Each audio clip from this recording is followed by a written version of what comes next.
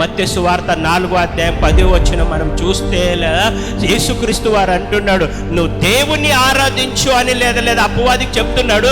నువ్వు దేవుణ్ణి ఆరాధించాలి, దేవుని ఒక్కనే ఆరాధించు. అపవాది నువ్వు నర్తించాలి, నువ్వు వెళ్ళి పొమ్మని లేదా అపవాదికి చెప్పినప్పుడు ఎప్పుడైతే యేసుక్రీస్తు వారు దేవుణ్ణి ఆరాధించాలని చెప్పాడు, అప్పుడు అపవాది వణికిపోతున్నాడు. అప్పుడు అపవాది భయపడుతున్నాడు. అప్పుడే యేసుక్రీస్తు వారు చెప్పినట్టు అపవాది యేసయ్య దగ్గర నుంచి వెళ్ళిపోతున్నాడు.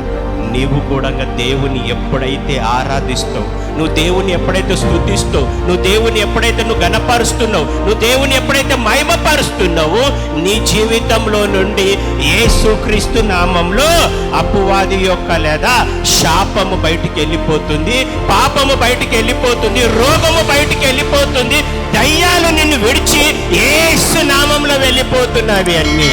హల్లెలూయా.